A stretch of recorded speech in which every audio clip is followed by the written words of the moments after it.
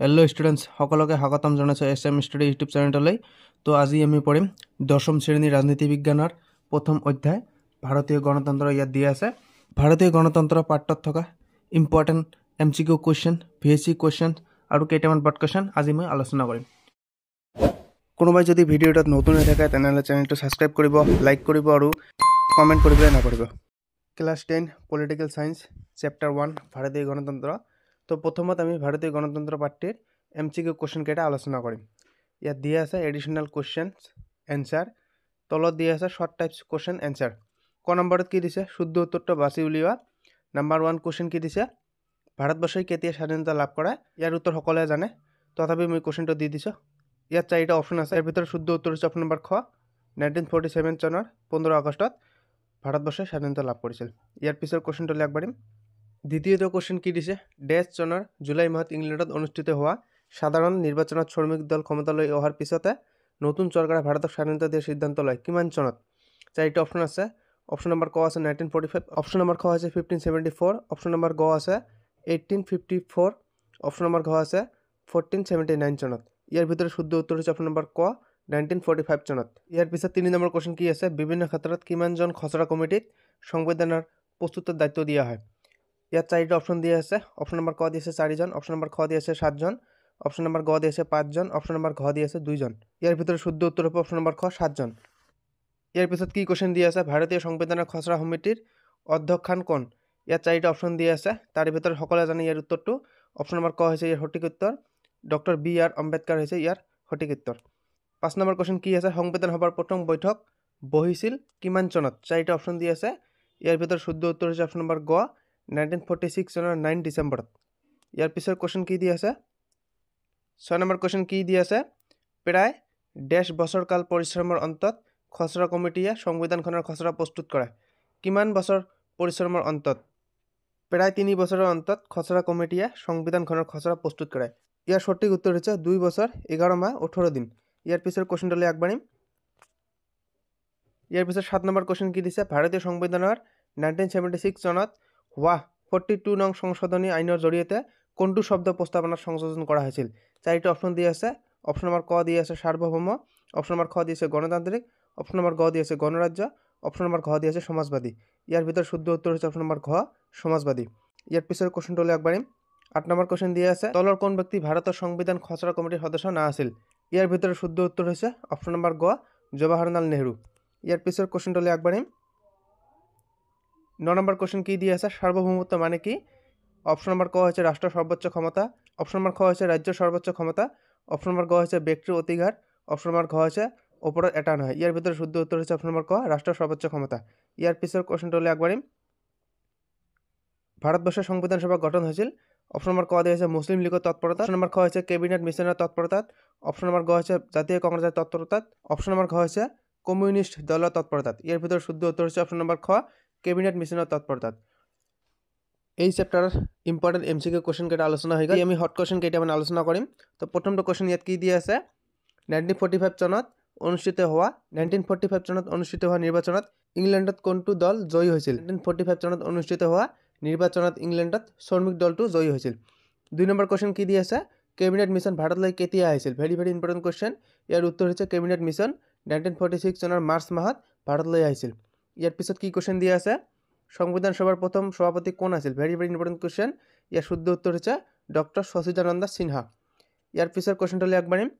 খচৰা সমিতিৰ অধ্যক্ষজনৰ নাম কি? খচৰা সমিতিৰ অধ্যক্ষজনৰ নাম হৈছে ডক্টৰ B.R. আম্বেদকাৰ। 5 নম্বৰ কুৱেশ্যনত কি দি আছে? সমাজবাদী আৰু ধৰ্মনিৰপেক্ষ শব্দ দুটা সংবিধানৰ কিমান সংশোধনী মতে প্ৰস্তাৱনাত সন্নিৱিষ্ট কৰা হৈছিল? এই কুৱেশ্যনটো MCQ হিচাপে দিয়া হৈছিল, তথাপি ইয়াত দি দিছোঁ। ইয়াৰ উত্তৰ হৈছে সংবিধানৰ 42 নং সংশোধনী আইনৰ জৰিয়তে সমাজবাদী আৰু ধৰ্মনিৰপেক্ষ শব্দ দুটা সংবিধান প্ৰস্তাৱনাত সন্নিৱিষ্ট কৰা হৈছিল। ইয়াৰ পিছৰ কুৱেশ্যনটোলৈ আগবাঢ়িম। 6 নম্বৰ কুৱেশ্যন কি দি আছে? ইংৰাজী ফেডাৰেশ্যন শব্দটো কোনটো লেটিন শব্দৰ পৰা আহিছে? ইয়াৰ শুদ্ধ উত্তৰ হৈছে ফেডাৰেশ্যন শব্দটো লেটিন শব্দ ফিডুছৰ পৰা আহিছে। ইয়াৰ পিছৰ কুৱেশ্যনটোলৈ আগবাঢ়িম। 7 নম্বৰ কুৱেশ্যন কি দি আছে? যুক্তৰাষ্ট্ৰৰ গৃহভূমি বুলি কাক কোৱা হয়? ইয়াৰ শুদ্ধ উত্তৰ হৈছে আমেৰিকা যুক্তৰাষ্ট্ৰ। 8 নম্বৰ কুৱেশ্যন কি দি আছে? ভাৰতবৰ্ষত দ্বৈত নাগৰিকত্বৰ ব্যৱস্থা আছেনে? Very important question. ইয়াত উত্তৰ হ'ব নাই। 9 নম্বৰ কুৱেশ্যন কি দি আছে? ভাৰতবৰ্ষৰ সংসদীয় গণতন্ত্ৰৰ ধাৰণাটো কোনখন দেশেৰ সংবিধানেৰ পৰা অনুকৰণ কৰা হৈছে ভেৰি ভেৰি ইম্পৰ্টেণ্ট কুৱেশ্যন ইয়াৰ উত্তৰ হৈছে ভাৰতবৰ্ষৰ সংসদীয় গণতন্ত্ৰৰ ধাৰণাটো ইংলেণ্ডৰ দেশৰ সংবিধানৰ পৰা অনুকৰণ কৰা হৈছে এতিয়া আমি কেইটামান বৰ্ড কুৱেশ্যন আলোচনা কৰিম নাম্বাৰ 1 কুৱেশ্যন কি দি আছে ব্ৰিটিছ চৰকাৰে কেবিনেট মিছনক কিয় ভাৰতলৈ পঠিয়াইছিল ইয়াৰ উত্তৰ দি দিছো মই ইয়াৰ উত্তৰ হৈছে ভাৰতবৰ্ষৰ বাবে এখন সংবিধান ৰচনাৰ কাৰণে প্ৰয়োজনীয় পৰিবেশ আৰু পৰিস্থিতি চলাবৰ অৰ্থে ব্ৰিটিছ চৰকাৰে 1946 চনৰ মাৰ্চ মাহত কেবিনেট মিছনক ভাৰতলৈ পঠিয়াইছিল 2 নম্বৰ কুৱেশ্যন কি দি আছে 1947 চনৰ 15 আগষ্টৰ পৰা 1950 চনৰ 26 জানুৱাৰীলৈ ভাৰতবৰ্ষৰ শাসন ব্যৱস্থা কি আইনৰ ভিত্তিত চলিছিল আৰু আইনখন কোনে প্ৰস্তুত কৰিছিল ইয়াৰ উত্তৰ হৈছে 1945 চনৰ 15 আগষ্টৰ পৰা 1950 চনৰ 26 জানুৱাৰীলৈ ভাৰতবৰ্ষৰ শাসন ব্যৱস্থা 1935 চনৰ ভাৰত চৰকাৰ আইন অনুসৰি পৰিচালিত হৈছিল আৰু আইনখন ব্ৰিটিছ সংসদে প্ৰস্তুত কৰিছিল ইয়াৰ পিছত 3 নম্বৰ কুৱেশ্যন কি দি আছে প্ৰস্তাৱনাত আমি ভাৰতীয় জনসাধাৰণে বুলি কিয় উল্লেখ কৰা হৈছে ইয়াৰ উত্তৰ হৈছে প্ৰস্তাৱনাত সন্নিৱিষ্ট কৰা আমি ভাৰতীয় জনসাধাৰণে বুলি কোৱা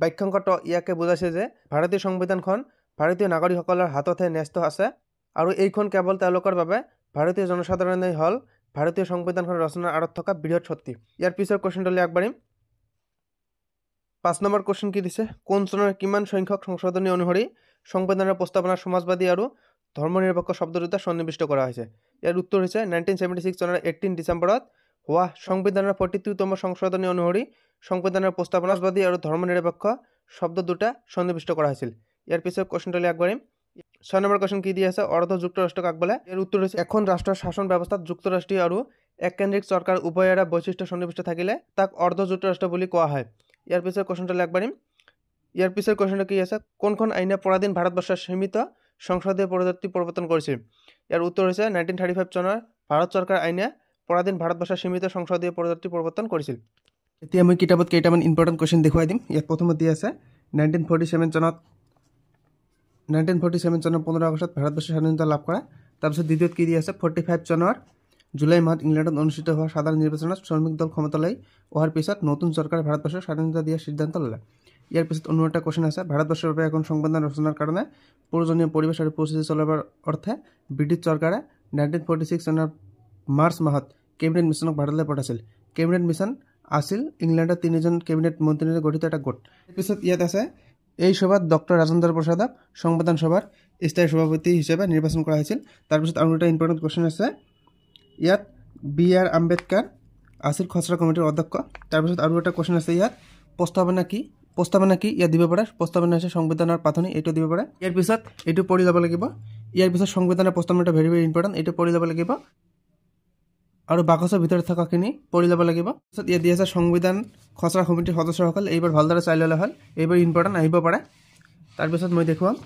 সাৰ্বভৌম কি পঢ়ি ল'লে হ'ল সমাজবাদী কি পঢ়ি ল'লে হ'ল ধৰ্মনিৰপেক্ষ কি পঢ়ি ল'লে হ'ল তাৰপিছত কি আছে গণতান্ত্ৰিক ডেমক্ৰেটিক কি পঢ়ি ল'লে হ'ল গণৰাজ্য কি পঢ়ি ল'লে হ'ল ইয়াৰ পিছত এইটো ইম্পৰ্টেণ্ট নেহৰুৱে উল্লেখ কৰা উদ্দেশ্য সম্পৰ্কিত প্ৰস্তাৱৰ মূল বিষয়বস্তু এনেধৰণৰ ইয়াত দি আছে 8টামান দি আছে এইটো ভালদৰে চাই ল'লে হ'ল ইয়াৰ পিছত ইম্পৰ্টেণ্ট কুৱেশ্যন এটা ইয়াত আছে প্ৰকৃততে যুক্তৰাষ্ট্ৰৰ ইংৰাজী প্ৰতিশব্দ ফেডাৰেশ্যন শব্দটো লেটিন শব্দৰ ফিডেছৰ পৰা আহিছে এইটো আহিব পাৰে যাৰ অৰ্থ সন্ধি বা চুক্তি এইটো ভেৰি ভেৰি ইম্পৰ্টেণ্ট কুৱেশ্যন হয় বা এইটো এইবাৰ আহিব পাৰে ইয়াৰ পিছত আৰু এটা ইম্পৰ্টেণ্ট কুৱেশ্যন হ'ব পাৰে ইয়াৰ পৰা কুৱেশ্যন হ'ব পাৰে পৃথিৱীত যুক্তৰাষ্ট্ৰীয় পদ্ধতিৰ প্ৰথম প্ৰৱৰ্তন হৈছিল আমেৰিকা যুক্তৰাষ্ট্ৰত সেইভাৱে ইয়াক যুক্তৰাষ্ট্ৰৰ গৃহভূমি বুলি কোৱা হয় এইটো কুৱেশ্যন হ'ব পাৰে এইটো মই কুৱেশ্যন আলোচনা কৰিছোঁ ইয়াৰ পিছত ইয়াৰ পৰা কুৱেশ্যন হ'ব পাৰে আমেৰিকাত থকাৰ দ্বাৰা ভাৰতবৰ্ষত দ্বৈত নাগৰিকত্ব নাই বা দ্বৈত নাগৰিকত্ব ব্যৱস্থা নাই ইয়াত এজন নাগৰিক কেৱল ভাৰতবৰ্ষৰ নাগৰিক বা এজন নাগৰিক একমাত্ৰ ভাৰতবৰ্ষৰ নাগৰিক আৰু ইয়াৰ পৰা কুৱেশ্যন হ'ব পাৰে আৰু ইয়াৰ পৰা এটা কুৱেশ্যন হ'ব পাৰে 1983 চনত চৰকাৰী আয়োগ গঠন কৰা হৈছিল ইয়াৰ পৰা কুৱেশ্যন হ'ব পাৰে আৰু এটা ইয়াত ইম্পৰ্টেণ্ট কুৱেশ্যন হ'ব পাৰে জনপ্ৰতিনিধিৰে গঠিত এটা সংস্থাক আমেৰিকা যুক্তৰাষ্ট্ৰত কংগ্ৰেছ আৰু ভাৰতবৰ্ষ আৰু ইংলেণ্ডত কি বুলি কোৱা হয় সংসদ বা পাৰ্লিয়ামেণ্ট বোলা হয় আৰু ইয়াৰ পিছত এটা ইম্পৰ্টেণ্ট কুৱেশ্যন হ'ব পাৰে ইয়াৰ পৰা ইংলেণ্ডৰ সংসদীয় গণতন্ত্ৰৰ লগত ভাৰতবৰ্ষৰ সংসদীয় গণতন্ত্ৰৰ মূল পাৰ্থক্য কেইটা মন কৰিব লগা এইখিনি পঢ়িলে পাই যাব আৰু ইয়াৰ পিছত মূল কথা আছে মূল কথা কিন্তু ইম্পৰ্টেণ্ট হয় এইখিনি ভালদৰে পঢ়ি ল'লে ইয়াৰ পৰা 100% কুৱেশ্যন কমন পৰিব 100% 4 মাৰ্ক আছে 4 মাৰ্কৰ পিছত 4 মাৰ্কে পাই যাবা ভিডিঅ'টো যদি ভাল লাগে তেনেহ'লে লাইক কৰিব কমেণ্ট কৰিব আৰু চেনেলটো ছাবস্ক্ৰাইব কৰিবলৈ নাপাহৰিব